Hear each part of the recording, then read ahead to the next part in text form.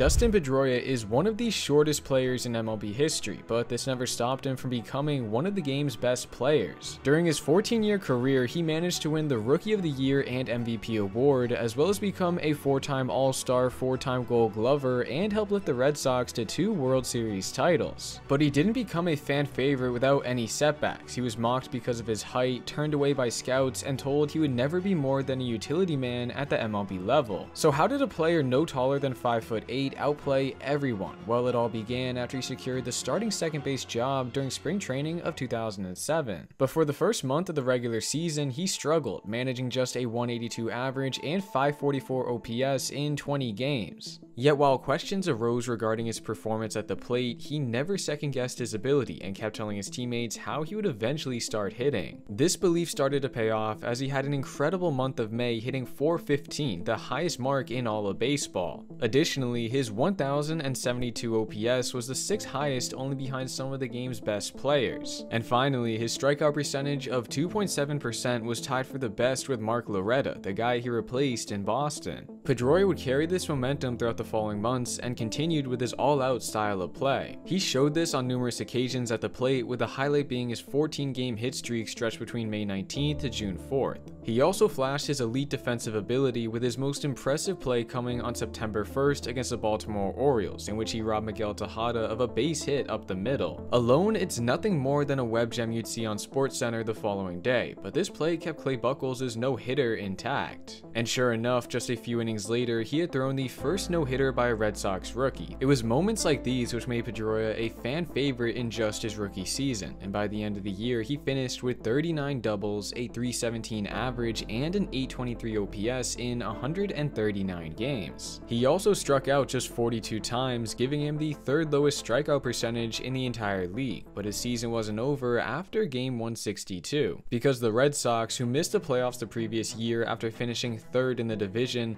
clinched the AL East with the best record in baseball at 96-66, giving Pedroia, who was just 23 at the time, his first taste of the postseason, with their first matchup coming against the Los Angeles Angels. I know, the Angels in the playoffs, it's weird to say those words, but back in 2007, they had a great rotation led by John Lackey, who posted a .301 ERA in 33 starts, and a strong offense led by Vladimir Guerrero Sr., who had a .950 OPS in 150 games. But instead of shying away from the fierce competition, Pedroia brought the same mentality he had earlier in the year to be confident in his ability to perform at the highest level. However, it looked as though his first time in the postseason would be cut short after he appeared to injure his shoulder on a diving attempt to field a ground ball in Game 2 of the ALDS. At this moment, Fenway grew silent as they watched their rookie sensation get a feel of whether or not he could continue playing. Then, after a few minutes, which felt like an eternity in Fenway, he was able to stay in the game, and fortunately he did, because he became a crucial part to the Sox's comeback victory. Leading off the 5th inning down by a run, he laced a ground ball double down the line in left field to help set the tone for the heavy hitters behind him. And after a ground out by Kevin Youkilis to move him to 3rd, an intentional walk to David Ortiz followed by another walk to Manny Ramirez,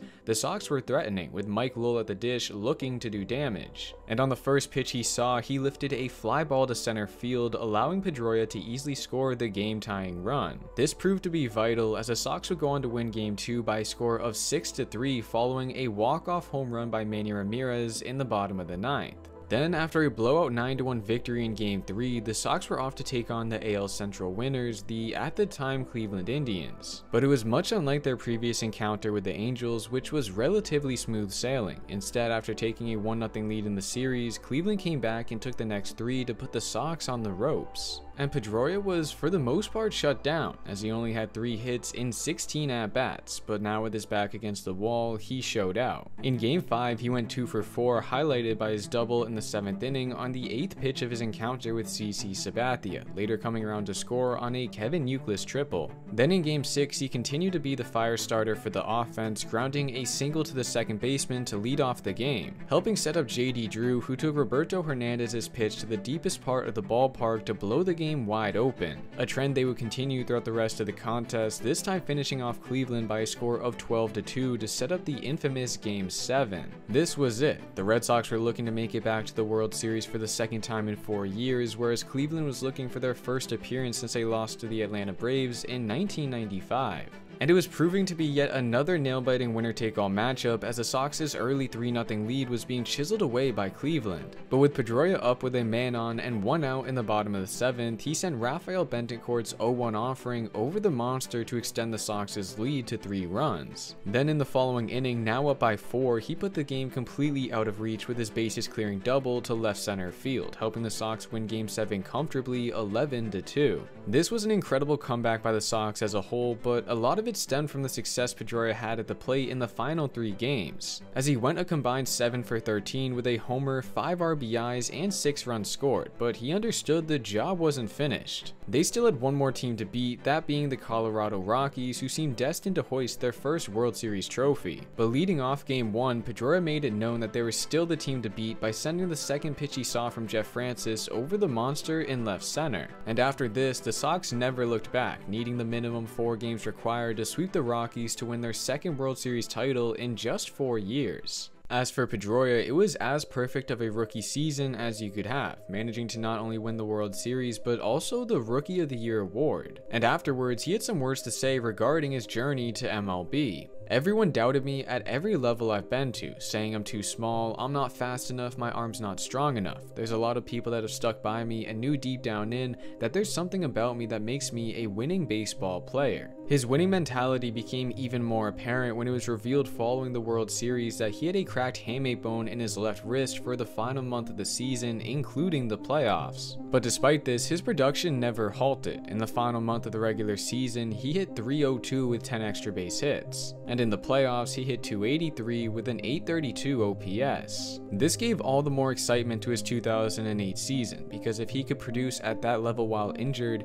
the sky was a limit for him offensively as he continued to mature. And after undergoing a successful wrist surgery in early November, he had a long offseason to get back to 100%. So he made sure to be diligent in the rehab process and come back stronger than he ever was before, which makes it fitting he had the greatest season by a Red Sox second baseman in their over 100-year history. But first, a quick thank you to Under 510 Clothing for sponsoring this video. Right now, if you click the link in the description, you get a $10 coupon to their website where they have a wide variety of men's clothing catering to men shorter than 5'10", but you can also be taller and rock their clothes. And with the cooler months fast approaching, they just restocked their Super Stretch Performance pants, which is one of my personal favorites and look great with anything, so they are a perfect option for everyday wear. Make sure to check them out and lots more by clicking the link in the description to get $10 off your first order with them. Alright, thank you Under 510, now back to the video. But like his standout rookie season, he started off rather slow. By June 14th, he was hitting just .262 with a .678 OPS. It wasn't until he hit home runs on back-to-back days on the 15th and 16th before he finally started to turn his season around, and for the rest of the year, there was nobody better than him in baseball. From June 15th onward, his batting average of .375 ranked ahead of Albert Pujols and Manny Ramirez. His 1013 OPS ranked 5th despite not hitting for much home run power. And finally, his 5.6 WAR was atop the list that also featured Mark Teixeira and Albert Pujols. This stretch also gave him some nice overall numbers for the year, including the league-leading tally in runs scored at 118, hits at 213, and doubles at 54. And in the end, these figures helped him get the necessary votes from the Baseball Writers Association to beat out Justin Morneau of the Minnesota Twins and his teammate Kevin Youkilis for MVP, becoming the first Red Sox second baseman to win the award, as well as the first in the AL since Nellie Fox all the way back in 1959. He also became just the 3rd player in MLB history to win the Rookie of the Year and MVP award in consecutive years, joining Ken Griffey Jr. and Ryan Howard, which made it safe to say Pedroia was on the fast track to becoming one of the best second basemen we had seen in quite some time. Because of this, the Red Sox were fast to extend him, and the two sides ultimately agreed upon a 6-year, $40.5 million deal with a club option attached. This locked him up through his age 30, potentially 31 season, meaning the Sox had plenty of time to win another championship with Pedroia manning second base. This helped numb the fact that the Sox fell 1 win shy of their 2nd straight World Series appearance. But with the bitter taste of defeat still left in Pedroia's mouth, he got to work in the offseason leading up to the '09 campaign. And once he showed up to spring training, reports stated he had gone from roughly 17% body fat down to 10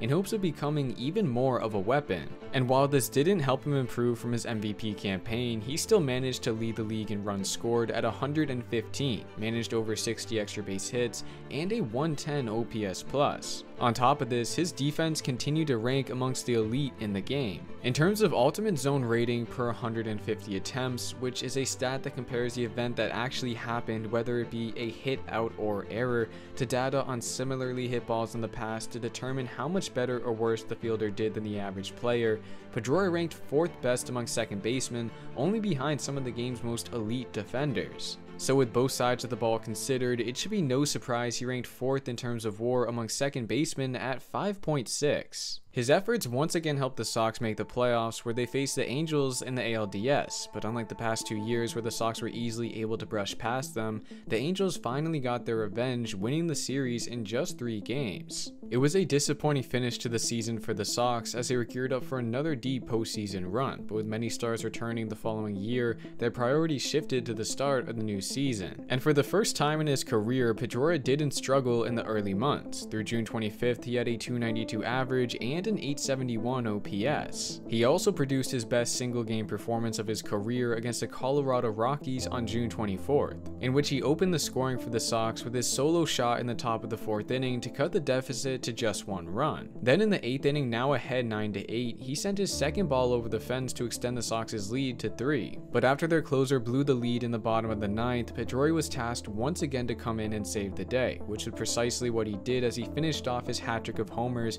by sending Houston Street's 0-1 offering into the stands in deep left field, helping the Sox narrowly edge the Rockies 13-11. It was an impressive performance from the second baseman, who finished the night 5 for 5 with 3 home runs, 5 RBIs, 4 runs scored, and a walk. But just the day after his impressive performance, his season took a pause as he fouled a ball off his foot and broke it, holding him out for almost 2 months. Then after returning for 2 games in mid-August, he went back onto the injured list after he stated how he couldn't sleep because the pain was too unbearable from his foot. In the end, this freak injury limited him to just 75 games and forced him to watch as the Sox missed the playoffs for the first time since he became the starting second baseman 4 years prior. But instead of wasting the extra time he was given to prepare for the following season, he instead got to work and made sure to be articulate with everything regarding the rehab process in order to not re-aggravate his foot. And just like how he came back from his first injury in 2007, he was unstoppable. Some like to even say he topped his MVP season, because throughout the year he was hot and stayed hot, highlighted by a 25-game hit streak between June and July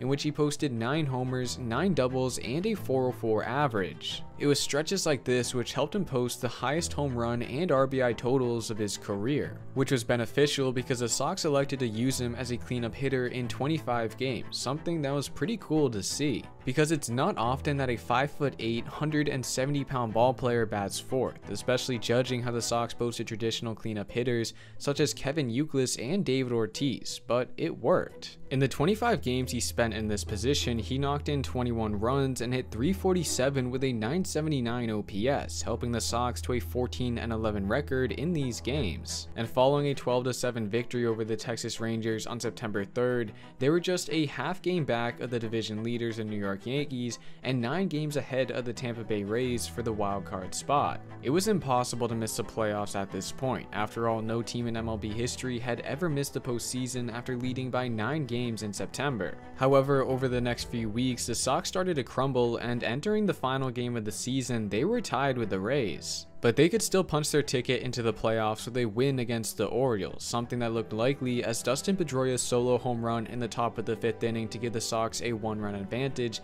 looked to be all they needed as their star closer Jonathan Papelbon entered the 9th. And after back-to-back strikeouts, the Sox's win probability rose to 95%, but this is where everything collapsed, as Papelbon allowed a double to Chris Davis down the right field line to put a man in scoring position. Then the next batter followed suit with a ground rule double, this time sending it to deep right center field to tie the game up at 3 apiece, setting up Robert Andino with the opportunity to do something special. 1 delivery. That is on the right field, and no, it's trapped! The Orioles coming to the plate, rival! They did it! They did it! They did it! The Orioles have beat the Red Sox! 2 runs, bottom of the 9th inning!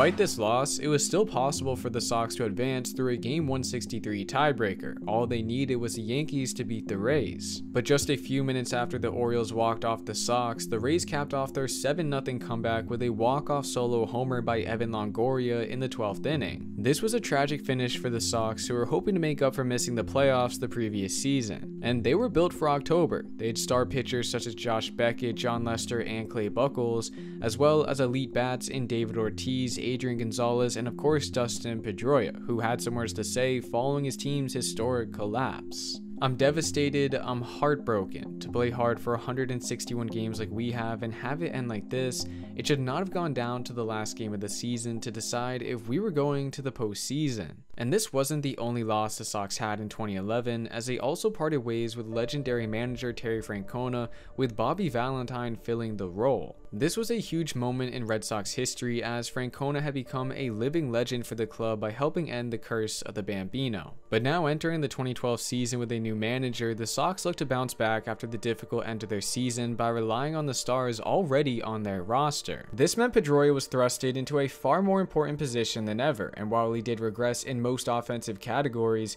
his numbers were still amongst the elite with 57 extra base hits and a 114 OPS plus in 141 games. But it wasn't enough to help the Sox, who continued to slide and finished the season 21-48 in their final 69 games, helping them take the title of the worst Red Sox team since the 1960s. This, combined with their disappointing finish the previous season, gave Pedroia his hardest 2-year stretch of his baseball career. Because growing up, he found nothing but success. In high school, he was named MVP during his senior year after he hit .445 and didn't strike out once. This gave him the opportunity to pursue a collegiate career at Arizona State University, where he would become MVP of his team every season during his 3-year stay, which helped grab the attention of major league teams, ultimately being taken in the second round of the 2004 draft. And despite the Sox's front office being confident in their selection, Pedroia was ridiculed by his new teammates, who were struggling to see a guy of his stature perform at such a high level. But as he always did, he used comments like this to fuel his game, and over the course of his 7-year career, he already had a World Series win, Rookie of the Year, and MVP award,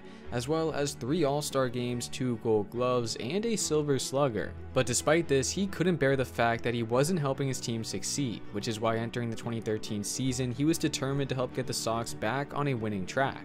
And no one could have ever predicted the type of turnaround Boston had, because entering the year, they were on their 3rd manager in 3 seasons, as John Farrell took over for Bobby Valentine. On top of this, the club said goodbye to star players such as Josh Beckett, Carl Crawford, and Adrian Gonzalez at the previous trade deadline. But despite this, the Sox found themselves at 58-39 by the All-Star break, good for the best record in baseball. And Pedroia was in the midst of yet another superb season, hitting .316 with an .832 OPS at this time. So regardless of the fact that he was under contract for potentially another 2 years, he and the Sox decided to extend his stay in Boston just a week after the All-Star game by inking him to a massive 8-year, $110 million contract, making him the first second baseman to ever secure a 9-figure deal. It was a nice win for Pedroia, who deserved every penny after what he accomplished during his first 7 seasons in Boston. And this new deal pretty much guaranteed he would be a Red Sox lifer. However, the ending of his contract was as far from ideal as possible. But before that, he was able to guide the Sox back into the playoffs for the first time in 4 years after finishing the season with the best record in the American League. And throughout the playoffs, despite Pedroia not performing up to the best of his ability in the first 2 rounds, hitting just .256 with a .619 OPS in 10 games,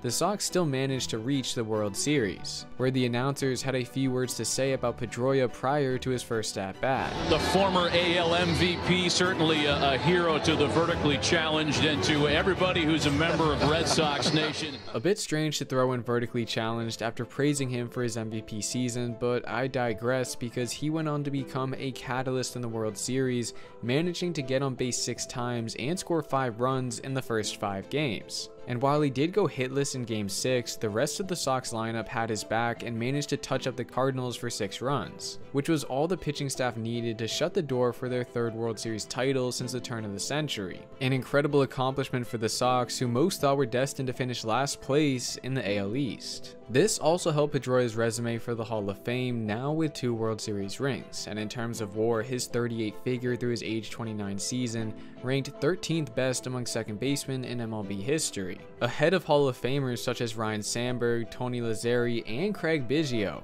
All he needed to do was continue to play at the same level he was already at, something he was able to do over the next 3 years. During this time, he played in 382 games, managed 124 extra base hits, and maintained a slash line around his typical production. But in 2017, the entire trajectory of his career took a fast and dark turn. Now Pedroia taken out. Here's the slide. He makes contact, but then he comes up and over the bag. Looks like he did get spiked in the back of the leg. This play sparked controversy everywhere and resulted in mixed reactions from both benches. Extremely late slide. If the rule is in place to protect the middle infielder, well, then it didn't work tonight. It wasn't intentional. I mean, I was trying to get on the bag. If you see the replay, you'll see how my bag comes off the bag and hits him right, in the calf. So. Fortunately, this injury cost him less than a week of action, but when he returned, he was playing with one healthy knee, which he was able to work with for a few months. However, soreness in this knee caused him to go on the injured list twice, limiting him to just 105 games. And because of the repeat issues with his knee, he decided to undergo surgery during the offseason, where he received cartilage from a cadaver to repair a hole that had already been torn in his own cartilage. This left Pedroia with a lengthy recovery process and forced him to start the 2018 season on the injured list. And when he finally made his season debut in late May, you could tell in the way he ran to first base on a ground ball and how he played second base that something seemed off. Sure enough, after just 3 games in which he went 1 for 11, he ended up back on the injured list due to left knee soreness, and on September 7th, it was announced he would be shut down for the rest of the year, meaning Pedroia couldn't contribute to the best season in Red Sox history. Instead, he watched as they won 108 regular season games before capping off their memorable season with their 4th World Series title in 15 years. But he wasn't petty about missing out and was instead happy to see the growth of his younger teammates such as Mookie Betts, Rafael Devers, and Andrew Benintendi, guys he looked to join on the field in 2019. However, his knee never seemed to get better. During the season, he was on and off the injured list numerous times throughout the first 2 months, and following the removal from his rehab game on May 24th, he spoke candidly about his future. It's to a point now where my knee is not allowing me to play every day. It's taken a while to realize that. These words ended up ringing true because after he experienced a significant setback in January of 2020, he decided to hang up the cleats. This was a tragic end to his career, as he only featured in 9 games from 2018 till the end of his extension in 2021. It also meant his Hall of Fame case was pushed completely out of the door. But regardless, he was still a Red Sox legend, winning 3 World Series titles. But perhaps my favorite stat when talking about Pedroia is this: since the expansion era started in 1961, he owns 8 of the top 9 single-season WAR totals by a Red Sox second baseman. So with this in mind, it should be no shock that directly after he announced his retirement early in 2021, the Sox were quick to elect him to their Hall of Fame. And during his ceremony later that summer, he addressed the Fenway crowd one final time. It's truly means the world to me to be a Red Sox. It didn't end the way I wanted it to. Kind of one play derailed what was going to be something really special.